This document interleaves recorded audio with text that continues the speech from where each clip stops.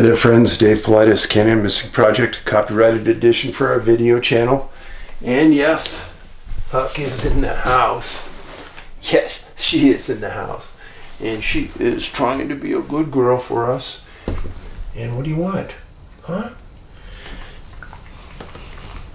You're a good girl. You're a good girl. She's going to be in here for us during the news. Kind of be our watchdog, right? Huh? Oh, you want me to keep going? Is that it? Yes, yes, I know. So, I'm sorry. I'd like to rub your belly. I know. But I got to do the news for the friends and the villagers, okay? You gonna stay here? You stay here? Yeah? You're a good girl.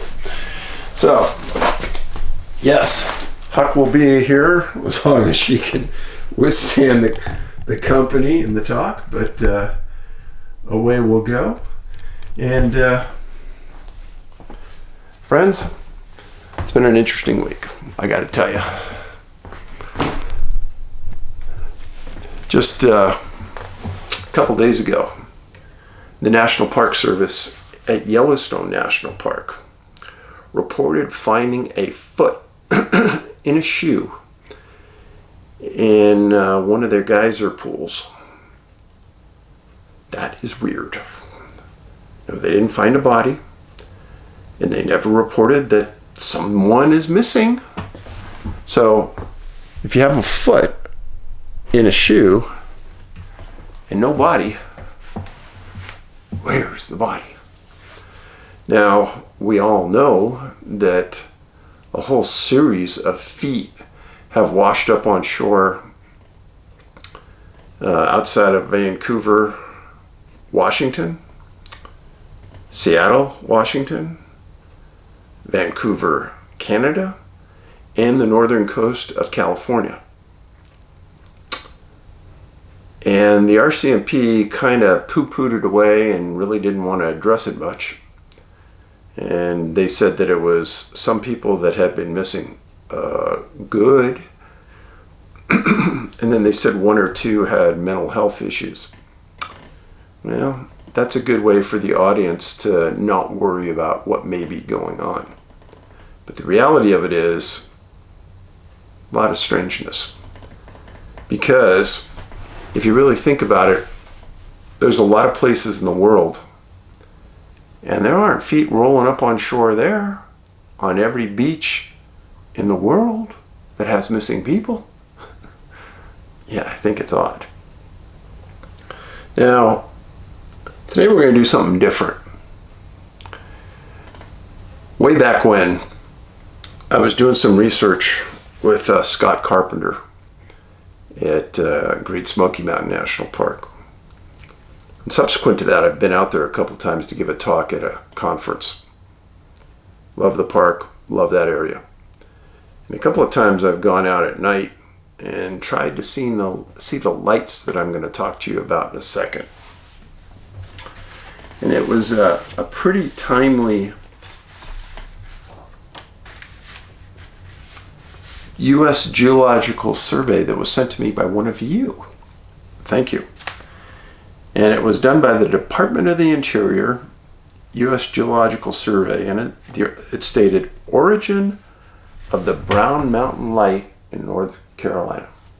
Folks, let me tell you, it's weird. Now, where is it? So, I'll show you. So here's Morganton, North Carolina.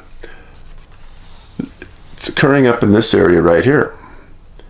Great Smoky Mountain National Park is over in this area. I bring up Great Smoky Mountain National Park for a couple of different reasons. First of all, I spent a lot of time there. Not more than my friend and colleague Scott Carpenter has. But I've never been in a national park where I had so many odd things happen to me while I've been there. And Scott would attest to the same thing. So there's some viewpoints right in that park where you can watch the Brown Mountain Lights. And It's got me intrigued. So, Villager sends me this study by the Geological Survey attempting to explain away the lights. And I found it very interesting. It's described as Geological Survey Circular 646 by George Rogers Mansfield.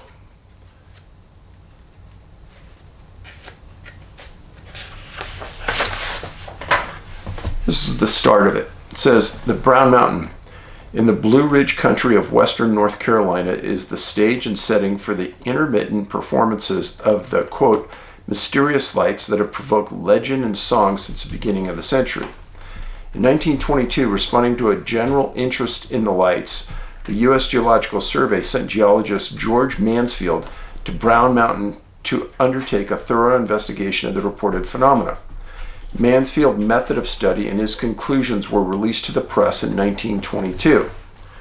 Because of the present interest in Brown Mountain shown by visitors to the scenic area, George R. Mansfield's report to the press is reproduced here, just as it was written a half-century ago. So, this is what he wrote in 1922, released in the 1970s. I find it very interesting. I'm going to read you some of it. This is the start of it. Government investigations made. For many years, the mysterious lights have been seen near Brown Mountain in the northern part of Burke County, North Carolina, about 12 miles northwest of Morganton. Some have thought that these lights were of supernatural origin. Others have dreamed that they might indicate enormous mineral deposits, and many who have not had such visions have looked upon them as a natural wonder that lent interest to all vacation trips to the region. And folks, they still do. In October 1913, at the urgent request of Representative E.Y. Webb of North Carolina, a member of the U.S. Geological Survey, D.B. Sterrett, was sent to Brown Mountain to observe these lights and to determine their origin. After a few days of investigation, Mr. Sterrett declared that the lights were nothing but locomotive headlights seen over the mountain from the neighboring heights. Ha ha ha ha! This explanation was too simple and prosaic to please anyone who was looking for some supernatural, unusual lights. And when they were seen after the Great Flood of 1916, while no trains were running in the vicinity, even some of those who had accepted Mr. Sterrett's explanation felt compelled to abandon it. Let me stop there for a second. For starters, I don't trust a lot about what the government tells us on these investigations. They were told to us to soothe our interest and our concern. And the government doesn't like to investigate anything unless they can give you an answer. Think about Roswell. Oh, it was a weather balloon. It was nothing more than that. And then it changed and it evolved and witnesses came forward and all of a sudden it's something altogether different. Well, let's read on. As time went on, the interest in the lights became more general. And as one after another local investigator failed to discover their origin, the mystery seemed to grow deeper. Finally, Senators Simmons and Overman prevailed upon the Geological Survey to make a second and more thorough investigation in these puzzling lights. The present writer to whom the task of making this investigation was assigned spent 2 weeks near Brown Mountain in March and April 1922 and took observations on 7 evenings, on 4 of them until after midnight, from hillsides that afforded favorable views and lights. The results of the work are reported here. Okay, 2 weeks. And on a couple of nights, stayed up until after midnight. Well, folks, if you're going to do a study of something, you got to do it in all weather conditions, all times. Is there a certain time it comes up more than others? If you're just doing it for 2 weeks, you're really not going to learn much, because that isn't going to tell you a norm.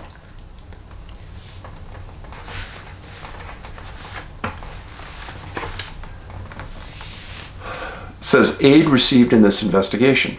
The writer acknowledges his indebtedness to Mr. R.T. Clywell, blah, blah, blah. He goes on to say people who have helped him in his search or investigation. Doesn't give any titles, so it really doesn't mean a whole lot. Topography of Brown Mountain. The shape and general elevation of Brown Mountain are shown, and I showed it to you. Its top is plateau-like and reaches a maximum elevation of 2,600 feet. It is partly cut away by southward flowing branches of the Johns River and is separated from more intricately carved uplands at the northwest, north, and northeast by Upper and Wilson Creeks and their tributaries. A lot of water in the area. Seen from distance from almost any direction, Brown Mountain appears as a ridge having nearly even skyline. Geologic features may interest you. The geologic features of the Brown Mountain region are the southward extension of the features seen farther north, which are described mapped in the cranberry folio.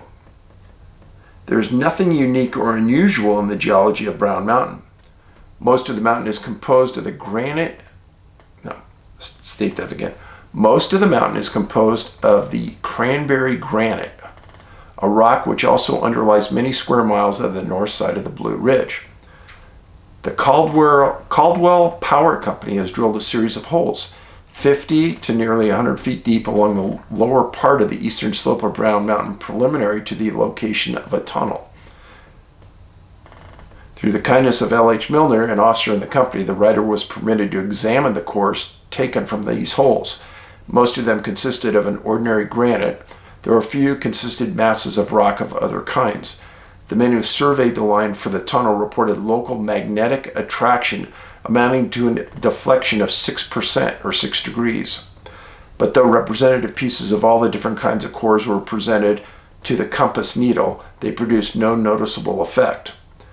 Dip needle tests made to determine magnetic conditions at Brown Mountain gave readings of 41.5 degrees, which is slightly greater than those at Lovins or at Ginger Cake Mountain, 40 degrees, but less than those made at Blowing Rock, 43 degrees, and at Perkins Place near Adaco, 45 degrees. Find it interesting, it's granite. Records of earlier observations. So far as the writer is aware, the first published account of the light was given to a dispatch from Linville Falls to the Charlotte Daily Observer on September 23, 1913, in which its discovery is credited to members of the Morganton Fishing Club who saw it more than 2 years ago, but who were laughed at and accused of seeing things at night. This account is quoted in part below. The mysterious light that is seen just above the horizon almost every night from Rattlesnake Knob near Cold Spring on the Morganton Road is still baffling all investigators. With punctual regularity, it rises in a southeasterly direction from the point of observation just over the southern lower slope of Brown Mountain. First at about 7:30 and then at 10. It looks much like a toy fire balloon, a distinct ball with no atmosphere around it. It is much smaller than the full moon, which is larger than any star and is very red. It rises in the far distance from beyond Brown Mountain, which is about 6 miles from Rattlesnake Knob, and after going up a short distance, wavers and goes out in less than a minute. It does not always appear in exactly the same place, but varies what must amount to the distance of several miles. The light is visible at all sessions, so Mr. Anderson Levin, an old and reliable resident, testifies. There seems to be no doubt that the light rises from some point in the wide, level country between Brown Mountain and the South Mountains, at a distance of 12 miles, though it is still possible that it rises at a still greater distance. Do you think it might be important to set up an observation point between Brown Mountain and the point that it rises, and to understand where it rises from? In this article in the Charlotte Daily Observer, the discovery of the lights is assigned to a date more than 2 years ago. The conversation with B.S. Geither of Morganton, who participated in the fishing party, mentioned, and he was the one who first saw the lights, elicited the fact that they were observed in 1908 or 1909 by Reverend C.E. Gregory, who in 1910 built a cottage on the Little Knoll near Levin's Hotel in Cold Spring. Presumably, the rattlesnake knob referred to was, according to the local oral accounts, the first to give much attention to the lights and to bring them to public attention. Let's suffice it to say, they've been going on for over at least 100 years. H.L. Milner, an engineer living at Morganton, states that he did railroad surveying all through the mountains north of Brown Mountain in 1897 and 1899 to 1903 and in 1905. He afterwards spent many summer vacations in those mountains, but says that he never saw the lights and never heard of them until 1910. Similar testimony is given to Albert Sherrill, who served 2 churches in the country of the Brown Mountains. He stated in a letter, "For 4 years I traveled the roads of these churches and visited the homes of people all about this mountain. I held revival services day after night, which gave me a chance to observe at night. This was from 1909 to 1912 inclusive. At no time in all those years did I see a light or hear one. 2 years after I left there and was the first I heard of it." On the other hand, Colonel Wade H. Harris, editor of the Charlotte Daily Observer, from which the first description of the light quoted above was taken, states in a letter dated October 2nd, 1921, addressed to Senator Simons, that there is a record that the light, has puzzled the people since and before the days of the Civil War. R.T. Claywell of the Morganton says that the people used to come to Burke County 60 years ago to see the lights. Joseph Levin of Cold Springs says that he noticed the lights as early as 1897 when he moved to his present home by Levin's Hotel. In 1913, Mr. Sterrett of the U.S. Geological Survey made his investigation, as a result of which he decided that the lights were locomotive headlights. He did not visit Rattlesnake Knob, but went unaccompanied to the Brown Mountain region where he made his observations. A newspaper article on the lights by W. W. Scott, published November 10, 1915, aroused much local interest and started newspaper discussions as a result of several expeditions made by local observers. Mr. H.C. Martin of Lenoir states that on April 11, 1916, he and Dr. L.H. Coffey organized an expedition to study the Brown Mountain light. Mr. Martin's party went to Adams Mountain. Dr. Coffey's party went to Brown Mountain. Each party subdivided into groups, and signals were arranged that whichever group first saw the light should fire a pistol. Dr. Coffey's party saw the light over the summit of Adams Mountain at 8:10 and again at 9:45 over a point somewhat further south. About 5:10 a.m. they saw the light again over the south end of Adams Mountain. Stop right there. The study was more comprehensive than the one I'm even reading from, because this guy who wrote this didn't even stay after midnight hardly at all. And this says at 5:10 a.m. they saw the lights again. None of these appearances was seen by Mr. Martin's party, but that at about 11:52 his party saw 2 lights, floating globes, kind of like orbs, apparently about the size of ordinary street lights, at a scene of a distance of 1 mile, flash out among the trees on the east side of Brown Mountain, about 1/8 of a distance down from the summit. These lights moved horizontally southeastward, floating in and out of the ravines along the mountainside past a dead pine tree in Mr. Martin's line of sight for a distance of almost 2 miles. They then returned northwestward about a half that distance, again passing the line of a dead tree. At 12:13, the lights disappeared as suddenly as they came. The lights were not seen by Dr. Coffey's party. In the summer of 1916, a great flood swept down the valley of the Catawba River, washing out bridges and railroad tracks and suspending all railroad traffic in and out of Morganton, so that for several weeks, no trains came within 40 or 50 miles of Rattlesnake Knob. Yet during that period, the lights were reported to be, as usual. This fact showed that Brown Mountain lights could not be ascribed solely to locomotive headlights. Duh. Yeah. So friends, this kind of stuff happens all over the world. Not just in the US, not just in Canada, but all over the world. I get humored by reading the government reports, and I think you will be too. Late in 1919, the question of the origin of the Brown Mountain Light was brought to the attention of the Smithsonian Institute and referred to the U.S. Weather Bureau. Stop for a second on the Smithsonian. I wrote a book called Bigfoot, Wild Men, and Giants. And in there I cited dozens of articles about ranchers, farmers that dug up bones of giants. It was a fact. Every time they'd call the Smithsonian would come out, take custody of the skeleton, and then they would disappear. And the Smithsonian would later say, "We don't have any record of that." Isn't that special?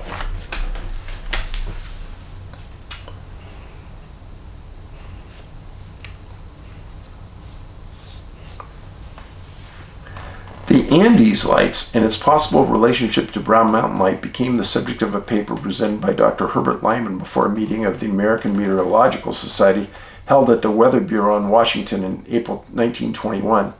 Soon thereafter, the suggestions of the physicists of the Weather Bureau were embodied in a bulletin on the Brown Mountain Light issued by the National Geographic Society, in which this light was represented as a manifestation of the Andes lights. Neither the Weather Bureau nor the National Geographic Society, however, had not sent an investigator to Brown Mountain to observe the lights. So they make an association with something called the Andes lights, even though they never went to look at it and never investigated it. Brilliant. Brilliant. Review of earlier observations. To those who have seen the lights from the south or east, may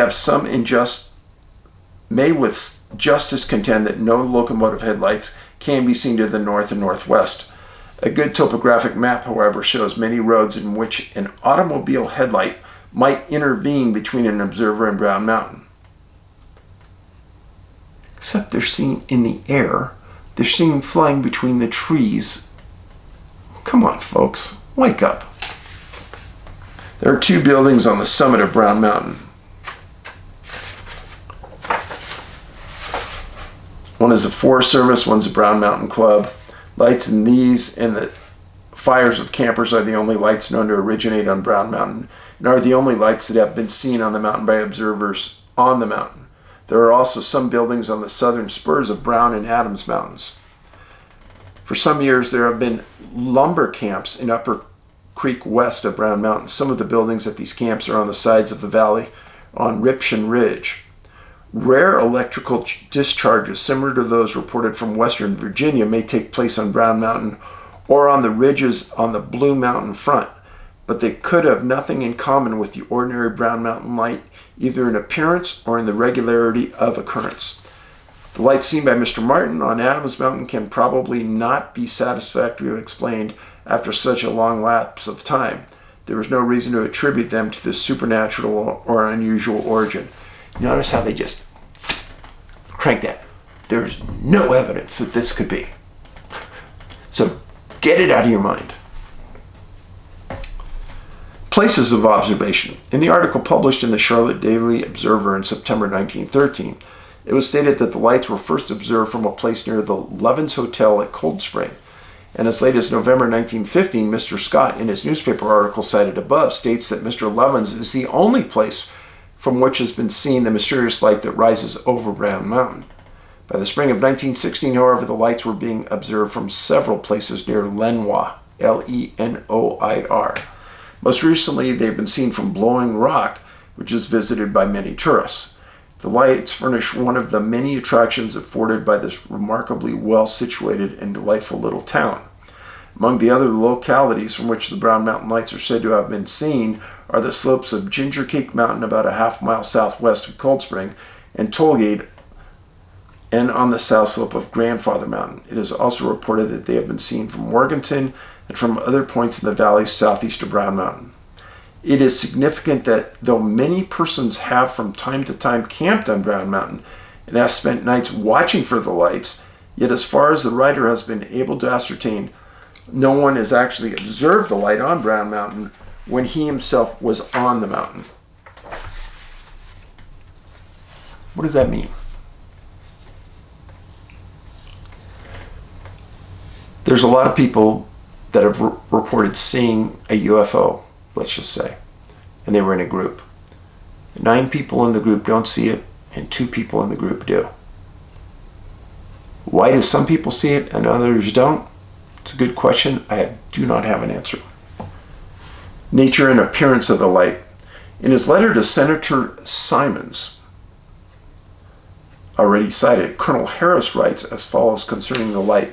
It is a pale white light as one seen through a ground glass globe, and there is a faint, irregularly shaped halo around it. It is confined to a prescribed circle, appearing 3 or 4 times in quick succession, then disappearing for 20 minutes or half an hour when it repeats within that same circle. Professor W.G. Perry of the Georgia School of Technology, in a letter dated December 15, 1919, addressed to Dr. C.G. Abbott of the Smithsonian Institute, describes the light as seen from the Cold Spring locality as follows. We occupied a position on a high ridge. Across several intervening ridges rose Brown Mountain, some 8 miles away. After sunset, we began to watch Brown Mountain direction. Suddenly, there blazed in the sky, apparently above the mountain, near one end of it, a steadily glowing ball of light. It appeared about 10 degrees above the upper line of the mountain, blazed with a slightly yellow light, lasted about half a minute, and then abruptly disappeared. It was not unlike the star from a bursting skyrocket or Roman candle, though brighter. We were impressed with the following facts. The region about Brown Mountain and between our location and the mountain is a wild, practically uninhabited mountain region, a confusion of mountain peaks, ridges, and valleys. Viewing the lights from a fixed position, our estimate of their location was most inexact. The varying color, almost a white, yellowish, reddish, may have been due to mist in our atmosphere. The view of the lights was a direct one and not a reflection. There seemed to be no regularity in their time or appearance. They came suddenly into being, blazed steadily, and suddenly disappeared. They appeared against the sky and not against the side of the mountain. Important point. They appeared against the sky and not against the side of a mountain. Not a train, not a car, not a guy with a flashlight. Others have seen this phenomenon make very different reports on their observations. Some have seen it several times, report that they have seen it in varying fashion. Sometimes the light appears stationary, as was uniformly the case when I saw it. Sometimes it appears to move rapidly, upward, downward, and horizontally. I've heard that many times. Reverend C.E. Gregory is reported to have noted on one occasion that the light appeared like a ball of incandescent gas in which a seething motion could be observed. That's fascinating. Many explanations of the proposed... I read this, I had to laugh. Proposed explanations. Will-o'-the-wisp. A light called will-o'-the-wisp is sometimes seen over marshy places and is supposed to be due to spontaneous combustion of marsh gas. There are, however, no marshy places on or about Brown Mountain, and the lights seen by them cannot be ascribed as that. Phosphorus. It has been suggested that light may be caused in some way by the element phosphorus. However, it is so easily oxidized that it does not occur in the free state. It is usually locked up in a stable, relatively insoluble chemical compounds and therefore cannot be the cause of the lights. Phosphorescence. Some organic bodies, such as stumps, logs, etc., by slow oxidation and combustion in the course of their decay, such lights are too feeble to be seen at a distance of several miles. Radium emanations.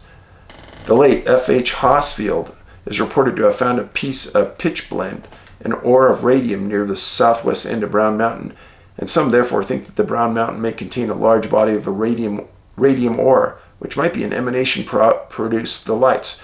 So far as the writer has been able to learn, the material that was supposed to be pitchblende was never so identified by actual tests, and the place where it was found is not accurately known. The specimen itself has been lost. Chemical reaction between hydrogen sulfide and lead oxide. In a letter received by Mr. E.C. Icky of Hickory, it is suggested that the lights may be so caused, and it is stated that both hydrogen sulfide and lead oxide occur in Brown Mountain, and that hydrogen sulfide will ignite in the presence of lead oxide. Lead prospects are reported on the east side, but the possibility that they're in any direct relationship between them is so slight as to be highly improbable. Blockade. This is a good one. Remember when this was written, folks. Blockade. Illicit stills. Many stills have been operated by moonshiners in the vicinity. A man who claims to have been an eyewitness states that the screens are placed about these stills to shut off the light from the fires, but that from time to time the fires are raked out and the covers of the stills removed, so that the clouds of steam which rise from them are illuminated by the fires below. The moonshiners are also said to use the lights for signaling. Is it possible that the light with the seething motion seen by Mr. Gregory may have been of this origin? But there are not enough such stills, and they probably would not be in sufficient continuous operation to produce the lights in the number, in the regularity, and in the appearance on Brown Mountain. Duh! St. Elmo's Fire. St. Elmo's Fire is a brush-like luminous electrical discharge that sometimes takes place from mass lighting conductors and other pointed objects, especially during thunderstorms. In his correspondence with Messrs. Clark and Perry, the trustworthy observers already mentioned, of the Dr. Abbott of the Smithsonian suggested that the Brown Mountain Light may be due to St. Elmo's Fire. But there seems to be little in common between the light seen by the writer and St. Elmo's Fire as usually described. In a second letter to Dr. Abbott, dated January 9th, Professor Perry states that the case clearly when he says, "My own impression of St. Elmo's Fire and the similar phenomena was that it occurred at the extremity of some solid conductor instead of occurring, as is the case on Brown Mountain, in the air at a great distance." Duh. Andes Lights. The name Andes Lights, according to information furnished to the writer by Dr. Robert Hyman of the U.S. Weather Bureau, is given to a very striking luminous discharge of electricity seen over the crest of the Andes in Chile, where ordinary thunderstorms are also known. The mountain peaks appear to act as gigantic lightning rods as the cloud's silent discharges take place over the vast scale. The principal writer on the Andes Lights is Dr. Walter Notch, Knoche, who was for several years director of the Central Meteorological and Geophysical Institute in Santiago, who says that he has seen this light at great distance at 300 miles. Most of the discharges appear to produce glimmering lights that have circular borders. Flashes are bright at their starting points but diminish rapidly in intensity and slowly disappear. The area of the silent discharge is at first small and lies over the main Cordillera, but it soon extends far over the zenith and sometimes reaches over the coast and out to sea. The phenomenon is best seen in a clear sky. The appearance of the Andes Lights, as shown in the illustrations given by Dr. Knowledge and the accounts of it already cited, is totally different from that of the Brown Mountain Light as seen by the writer during his investigation or as described by others, and there appear to be no geological conditions at the near Brown Mountain that would produce electrical discharges there rather than at Blowing Rock or Grandfather Mountain or any other prominent point in this region. Not the Andes Lights. How about a mirage? There's been a suggestion that the lights may be due to a mirage. That's it, Mr. H.C. Martin, he thinks that the air currents in different temperatures and density may produce them reflecting surfaces from which bright stars or other lights may be reflected. According to this explanation, the wavering of the reflecting surface would cause a sudden appearance, wavering, and then the disappearance of the light. A mirage is a phenomenon of daytime rather than at night. The requisite conditions don't match. Locomotive headlights. I'm not even going to read it because it can't be. Remember, they weren't operating because they were wiped out in a flood and the lights still showed up. How about automotive headlights? Powerful headlight on automobiles have been suggested as a source of the Brown Mountain Light. The objection made to this suggestion is similar to what was made by the locomotive headlight, and it fails for the same reasons. When seen at long distance, the two kinds of headlights behave in a similar manner. Of the 23 lights recorded by instrumental observation in the investigation here reported, 11 were probably automobile headlights, but not all.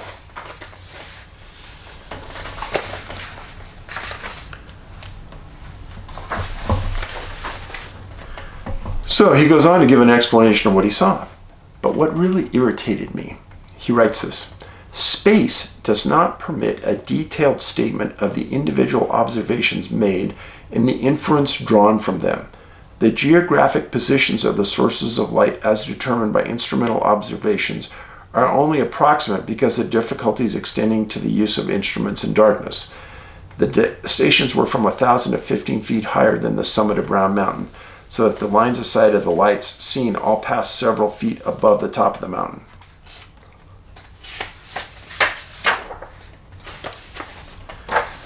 On the evening of March 29th, the writer was accompanied to a station. The light on line 1, when viewed by the telescope in the alidade, was accompanied by 1 or 2 subordinate lights. Its position was unchanged throughout the evening, but it varied in brightness, at sometimes for long periods. It was so dim that it was practically invisible to the naked eye, though it was faintly shown on the telescope. At other times it flared brightly, so that Joseph Levin pronounced it a true manifestation of the Brown Mountain lights. Its position and its relationship to the accompanying lights were not affected by the flaring. Two of the observers said that they could see it waver or move, but as seen through the telescope, each time the statement was made, its position found to be unchanged. At about 8:40 p.m., the lights appeared successively and nearly in the same line over the middle of the mountain. The directions of those lights, blah, blah, blah. The light at 10:45 appears to be a vertical angle and have originated about a mile to a half mile east of Conover, Conover. It is not accounted for by the train schedule for that evening and was probably an automobile headlight. The flares seen from Station A all looked much alike and corresponded closely with the description quoted from Professor Perry's letter. And there were observations made on Ginger Cake Mountain that were very similar. Conclusions. The writer feels confident that the lights he saw were actually a fair average display of the so-called Brown Mountain light. He not only has Mr. Levin's word to sustain this conclusion, he is certain that the lights he saw agreed closely in appearance and behavior with those originally described by Charlotte Daily Observer and by Professor Perry. The lights observed have nothing in common with Andy's lights or with St. Elmo's fire. There is no geological basis for the idea that lights seen are natural wonders of any sort, but are certain interesting surface features and atmospheric conditions that are effective in producing some of the appearances. Lights that arise from any source in the basin are viewed at low angles, even those observed from altitudes of 3,500 to 4,000 feet. The stations at Ginger Cake or Blowing Rock have vertical angles of less than 3 degrees.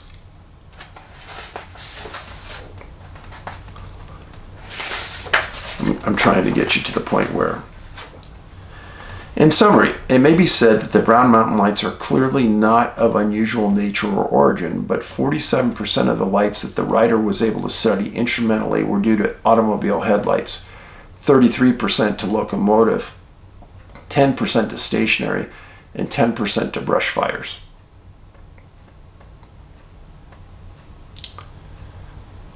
Friends, this might as well go into the category with Roswell. I'm not sure what to say about it, but I'm highly disturbed. Until our government starts to take us as intellectuals who have a brain that can think, studying that phenomena until midnight is obscene. If you're going to study something, you study it the entire time it's in the sky. Does it radiate more at certain times? Does it come out of the ground in certain areas? Is it seen at certain times over the same area? Is there something that you can delineate from watching it at certain times versus others? Why wasn't the study done over a lengthy period of time? Exactly. It was done to cause someone's anxiety with the light to end. The government doesn't ever like to say something that they don't understand it or they can't explain it. They don't like to study it. That's why you got an answer like that. Okay, before I go into some of the stories tonight, I wrote this book, Missing 411, a sobering coincidence. The story is about a series of young men. There's a lady story in here, but predominantly young men. Very healthy young men who disappeared. Nobody ever saw them leave where they were at, predominantly a social club, a bar, something like that. Nobody ever sees them leave. Nobody ever sees them go. There's never any tracks leading, even though many times this happens during the winter with a lot of snow on the ground. There's never any tracks from the establishment that they're at to where they're eventually found in the water. A lot of times they're going north and they're found 20 miles south. Yeah. A lot of you have written about the smiley face killers. There was a detective in that first came up with this theory, Detective Gannon, NYPD. He worked missing persons. Brilliant detective, and I'm serious. He found out that people were disappearing in New York under bizarre circumstances where, as I just explained to you, and then they're found in water, drowned. Nobody really gave two craps about it. Until he started to say, this isn't making sense. These people could swim. They're not going to jump in the river in the middle of the winter. They were last seen in this part of town, and then their body is found upstream 20 miles. How did they get there, etc.? So he started to put some thought into it, and then he claimed, along with some other people, that they found these smiley faces near the area where these people disappeared. Well, they were looking at it from a very regional perspective, meaning New York, Wisconsin. And I had already been doing our research for a number of years, and I already had the missing people in the water pegged, except I never heard of a smiley face found at any location around the world where the exact same thing was happening. Now, I'm not saying that the smiley faces didn't happen. I'm just saying on the cases that I write about, I've never heard of that. I've never seen it. And they were looking at it from a purely U.S., a couple of cities. I blew that up. And I explained it's happened around the world. And we're going to talk a little bit about that tonight. And you know, we've talked about dropping the body. Well, talk about that a little bit more too. Now, the three cases I'm going to talk to you about. First case happened March 26, 1983. Dimika Pettway, 3 years old. And her family lived in Georgiana, Alabama. Give me this. So here's the map. Georgiana's right here. Here's the Florida border. Here's the Gulf. Here's Pensacola down here. So you kind of understand where it's happening. They lived in a very rural house. Keen on that rural house. 60 miles north of Pensacola.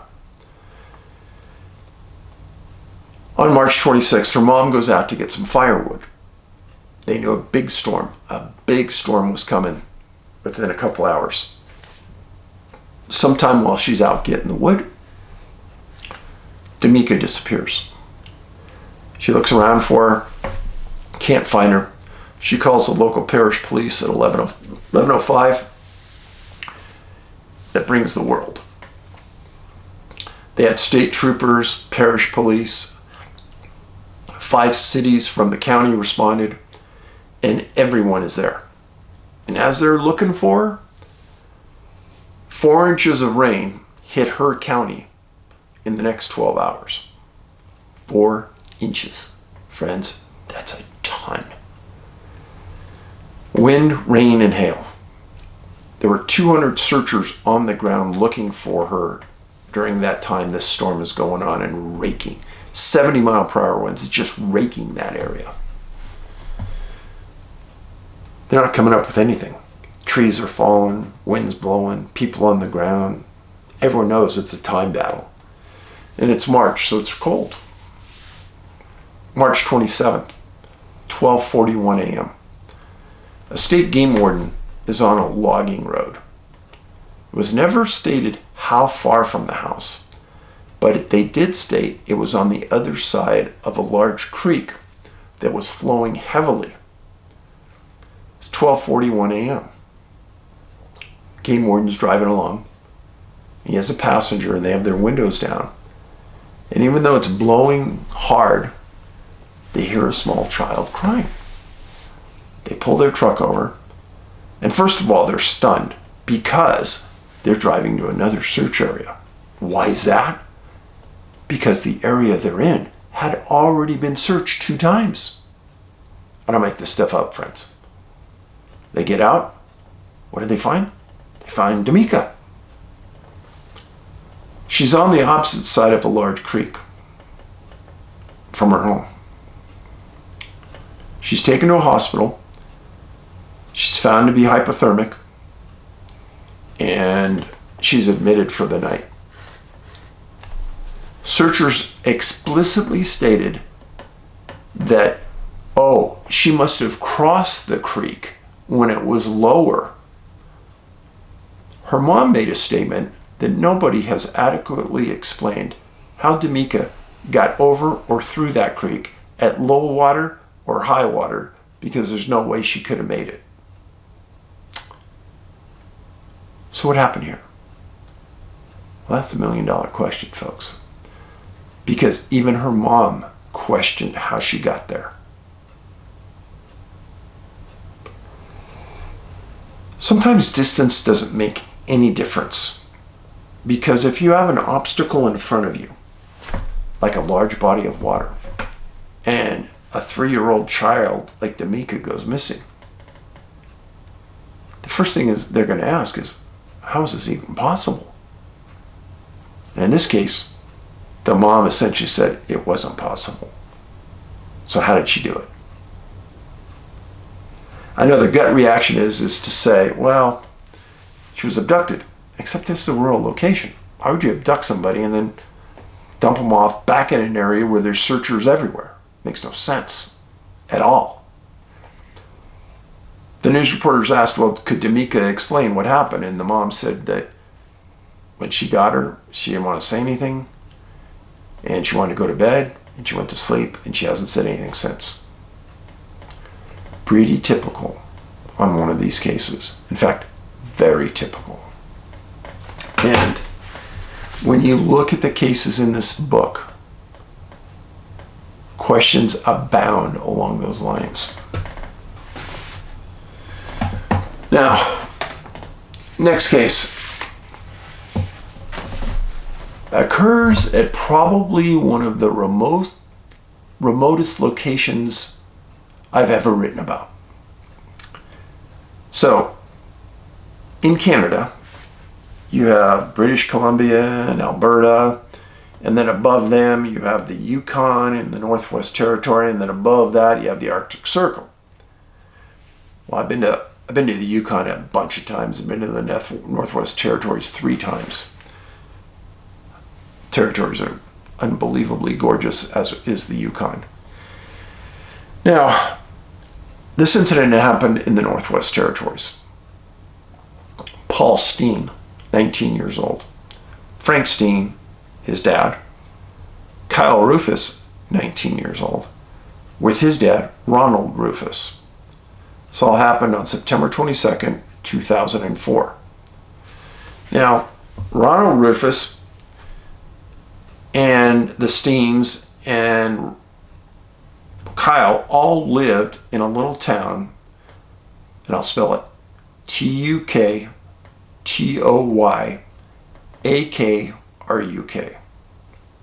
in the Northwest Territories. They were described as being very experienced boaters and extremely experienced hunters. And where did this happen? So, you're at the farthest reaches of the Northwest Territories just before you get to the Arctic Circle. Here's their town, and they're going to this bay up here called McKinley Bay. And they're in an 18-foot boat that they've been in many times before. And they're going to go on a one-day caribou hunt. They left early in the morning, calm weather. They took a one-day supply of food, and they said they'd be back that night. Everybody in the far Northwest has to look out for each other. But they also know that if bad weather comes up, people will stay at a place and ride out the weather. And that happens a lot. Well, that's what they thought happened here, because the Steens and the Rufuses didn't come back that night, September 22nd. They didn't come back the following night. The RCMP was eventually notified on September 25th. Now, the RCMP sent out 3 Hercules aircraft, and they flew 14-hour days on the route from where they were going, McKinley Bay, back to where they lived in the village. Now, during their trips with the Hercules aircraft, they also put up a Twin Otter, which is a lot smaller plane, and a Cessna, another small plane, so they could go low and check the land and see what they could find. The second day of the search, they found a fresh caribou kill around the outsides of McKinley Bay where they were hunting. They weren't sure if the guys were stranded on shore or if they had left. The theory is that, okay, they downed the caribou. They're going to go get it, obviously. But where's the boat?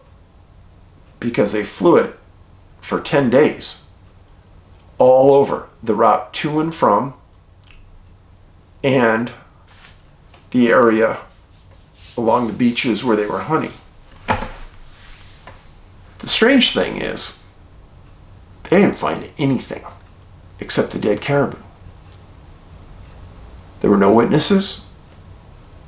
There was nothing on the water, life rafts, things that normally would float and stay, and nothing on the beaches on the route where they would have been, which makes no sense at all.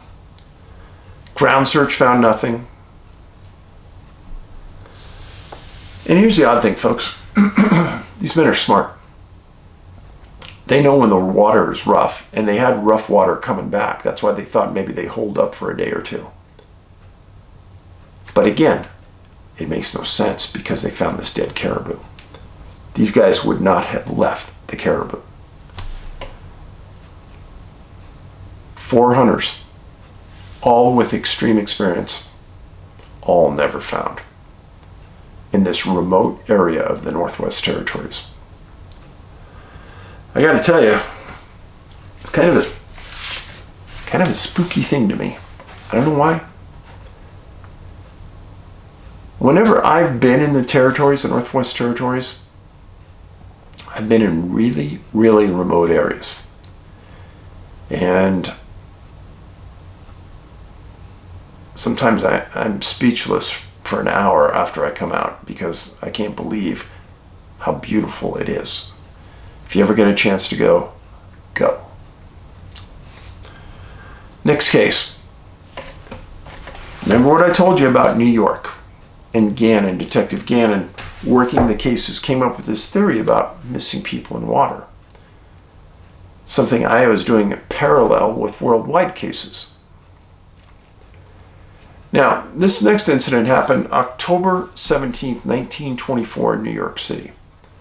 A man named John Porter, 31 years old, from Wisconsin. He was a war veteran, and he enlisted in the Navy. Spent time in the U.S. and Scotland while he was deployed. He lived at 135 West 7th Street in New York, and he had a roommate who was his best friend named Frank Seuss. He was employed and had a great job for a 31-year-old for the U.S. Rubber Company headquartered in New York, and he was the assistant secretary to the president. Great job. On October 14th, his mom, Mary Porter in Wisconsin, received a letter from her son. And it essentially stated he was happy, healthy, he had a great job, everything was going well. This was later validated by his roommate and the company. On October 17th, he disappeared and never showed up for work, which was completely out of character. His roommate hadn't seen him.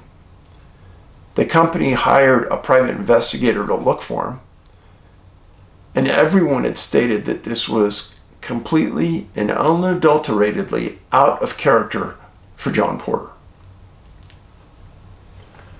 So he lived in a really nice area of New York.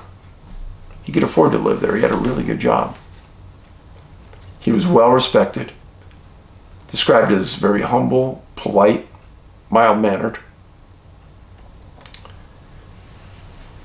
Now, up to this point, this matches every other case I've talked about regarding missing people and missing 411, a sobering coincidence. Young man, healthy, happy, employed, good citizen, non-criminal. So fast forward, he disappears October 17th. November 2nd, so almost 43 days later, police find a body in the Hudson River. And the coroner says, yeah, the body has a slight head contusion. Bodies in rivers get contusions. They run into things, a boat could run into it, whatever. Not surprising at all. The coroner stated that this person had drowned. Who was the person? John Porter. Now, I want you to see this. This is where he lived. This is where John lived, right here. This is where the body's found. Not any distance at all from his residence, even though he'd been missing 43 days. That river has a current. Why didn't the body move? Well, that's amazing, Dave. Why not? No answer to that. But he was found in an area that had been previously searched, near his home. And it's still near his home.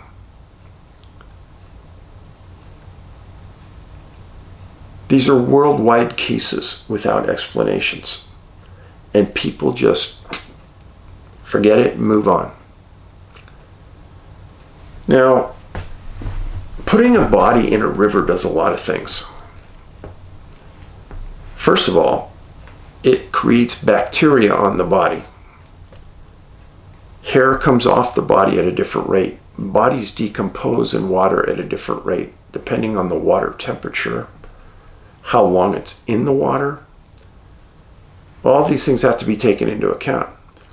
One of the things I write about in the book is that when people are found, they many times are not in the water the entire time they were missing, which is a key point.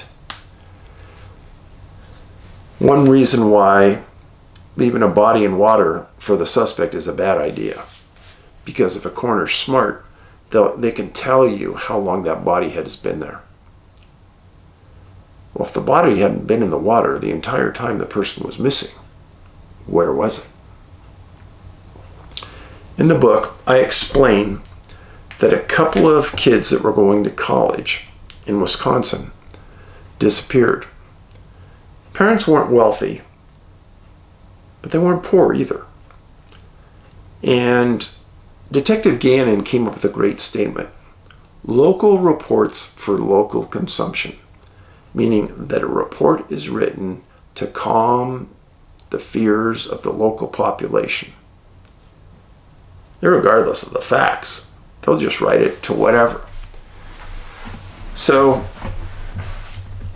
When coroners examine a body, they examine a body for 24 different types of drugs and narcotics. It's a standardized list. Now you say, well, why don't they do it for all the drugs and all the narcotics? Because it costs money. Autopsies cost money. And if coroners tested everybody for every drug and narcotic, well, they might be shocked, but they had also drained their coroners group, their department of all their funds. Well, one of those drugs that's not on that 24 list is GHB. Well, one of these kids who disappeared, the coroner came back with not understanding why the person died and no drugs or narcotics in the system, but they drowned. Well, the guy knew how to swim, etc., and so the parents didn't like it. So they paid the $2,000 for another autopsy, and they paid for another screening of all the drugs and narcotics. And son of a gun, there's high levels of GHB in this person's body. Nobody could explain how the GHB got in the body. Nobody could explain how this person left the bar they were at because nobody saw him. Nobody could explain how he got found in a river. All of these things. Now, there's actually a case in the book where one of these missing young men wakes up in a river, floating down a river with ice in the river. He ended up getting out of the river almost adjacent to a hospital, and that saved his life. He doesn't remember anything. How he got in the river? Nothing. The point being, folks, GHB is being used in these, and it should be a standardized test that all coroners test for in these related type incidents. Right now it's not being done. It should be done. And I actually met with a coroner who was the head of the Coroner's Bureau for one of the largest coroner's bureaus in the United States. And this person told me they wanted me to come and talk at one of their coroner's conferences. I applied and I wasn't accepted, but I think maybe I need to explain to them what they need to change inside their system. Anyhow, those are the three cases. I am very, very emphatic that these drowning cases are much more than that. Are they dropped in from somewhere? I don't know. But I think it's amazing that Mr. Porter's body is found a couple blocks from where he lives over 45 days after he disappears. Come on. Well, I thank you for being here. I hope that you can pass this video on to your friends, your social media. Let others know what I talk about, because I'm sure there's a lot more out there that I've never covered that would start to make sense if I got the case. But anyhow, I was in Missing 411, a sobering coincidence, and it's a strange set of cases. Thanks for being here. Huck says good night. Be kind, please. I'll say this. Please be kind to people in your neighborhood, at your local businesses. Do something nice for someone. It'll make you feel better, and it'll make them feel better. We need more kindness in the world. Have a great day. Paulides out.